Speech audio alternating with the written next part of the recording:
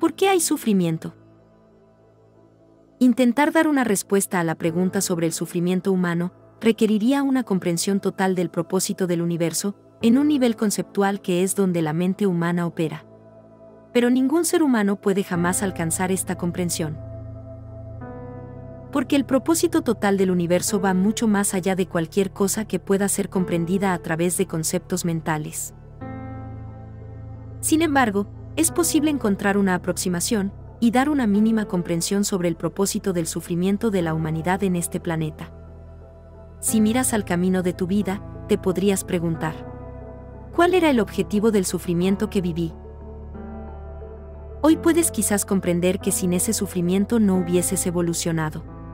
Tu conciencia no habría comenzado a despertar fuera de la identificación con la forma, el ego y los pensamientos. Hoy quizás puedes ver muy claramente que necesitabas pasar por eso que viviste para que ocurriese el despertar. Si te hubiese sido evitado ese sufrimiento, el despertar no estaría ocurriendo, la conciencia no estaría despertando en ti, y no estarías viviendo esto ni viendo este video. Una pregunta muy frecuente es: si es que hay un Dios, ¿cómo puede permitir todo el sufrimiento en el mundo? La pregunta implica que allí hay un Dios, y acá está la vida desplegándose, y que incluye al sufrimiento. La pregunta implica que hay alguna entidad controladora en algún lado y que es capaz de, ya sea permitir esto, o no interferir, o es capaz de eliminar el sufrimiento para los humanos, pero no lo hace. Luego los humanos llegan a todo tipo de conclusiones, y dicen: bueno, si Dios puede quitar el sufrimiento, pero no lo hace, entonces Dios debe ser malvado. Entonces la gente intenta encontrar una respuesta a esta pregunta, sin darse cuenta que la misma pregunta ya contiene una suposición errónea. Y la suposición errónea es que Dios está allá y el resto de la vida está desplegándose acá abajo. La suposición errónea es que la conciencia divina no está aquí, y estaría en otro lado controlando las cosas. Pero Dios, o la conciencia divina, está presente en todo, en cada forma de vida. Dios está presente como la esencia de quien yo soy, Dios está presente como la conciencia misma de quien yo soy y de quien tú eres. Y Dios está en cada forma de vida y en cada humano. La única conciencia en grados variables. En ese sentido se podría decir que en cada humano que sufre, Dios también sufre. Dios sufre. Sufre en, y como ese humano. ¿No suena eso como algo un poco familiar? El Dios que sufre. Dios sufriendo clavado a una cruz. Quizás hay una verdad muy profunda en esta imagen que ha estado entre nosotros por un largo tiempo. Quizás hay alguna verdad aquí en esta imagen y que quizás no puede ser verbalizada, pero hay una imagen arquetípica aquí. A este arquetipo lo llamamos Jesús o Jesucristo. Pero si Jesús es un arquetipo, entonces Jesús es todos los seres humanos, y el sufrimiento es sufrimiento arquetípico. Es algo que ocurre siempre que la conciencia se identifica con la forma. La conciencia entra en ese estado como de sueño, de identificación con las formas, y esta forma aparentemente individual que eres, deja de tener conciencia de su fuente divina, la única vida, de la cual es una muy fugaz y temporal expresión. Y si la forma fuese consciente de eso, entonces ese sería el fin del sufrimiento. Eso, si tú fueses consciente de tu fuente eterna y sin tiempo. Pero la mayoría de los humanos no lo son. Otra suposición errónea subyacente a esta pregunta es suponer que cada ser humano es una entidad separada y con una identidad separada. Pero cada humano es únicamente una fugaz expresión de la única conciencia. Y entonces vemos sufrimiento que pareciera no tener significado cuando miramos a una vida individual.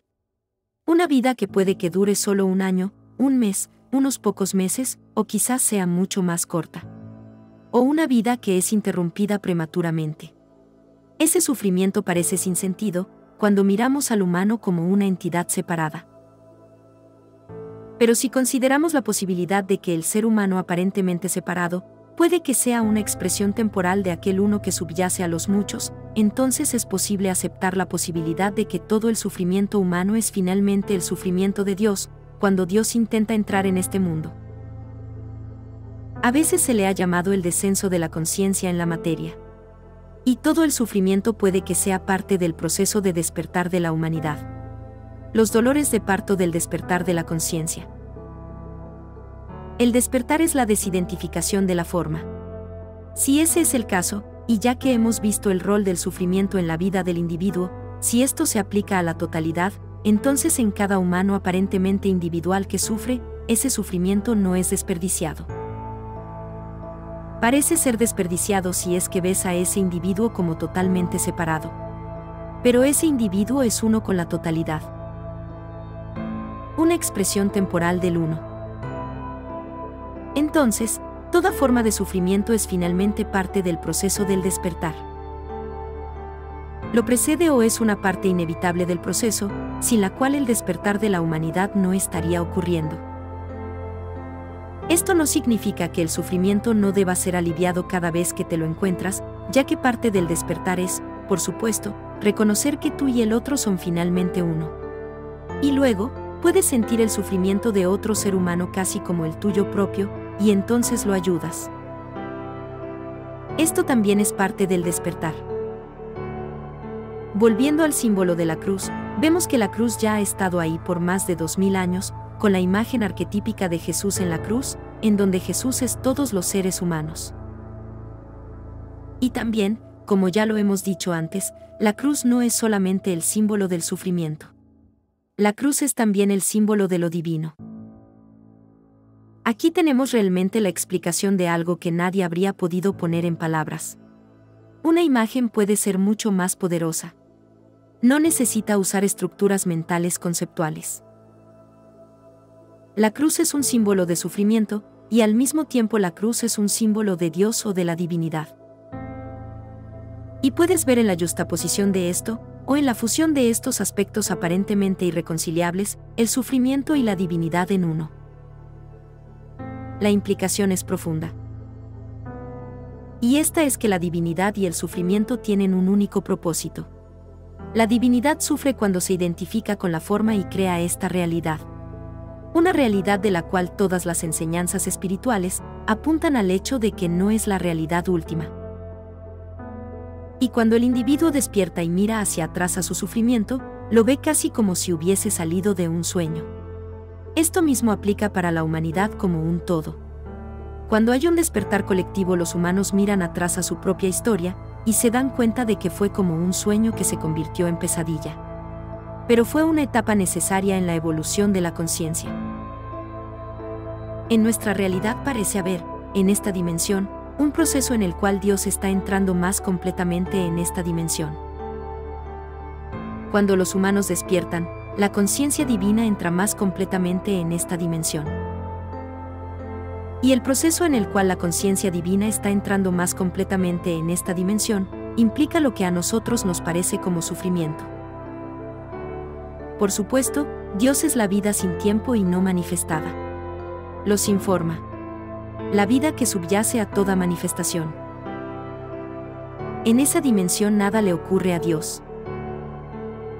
Dios es completo, total y absolutamente eterno, sin tiempo. Pero cuando miramos a Dios desde nuestra perspectiva extremadamente limitada, en esta dimensión de formas aparentemente físicas, entonces nos parece como si hubiese un proceso en desarrollo en Dios, en la conciencia. En otras palabras, nos parece que el mundo se está volviendo gradualmente más consciente. Nos parece que hay un crecimiento en la conciencia a través de las formas. La conciencia primero se identifica con las formas, y luego la conciencia se da cuenta de su propia esencia sin forma. El destino del universo físico es, al parecer, reconocerse a sí mismo como Dios.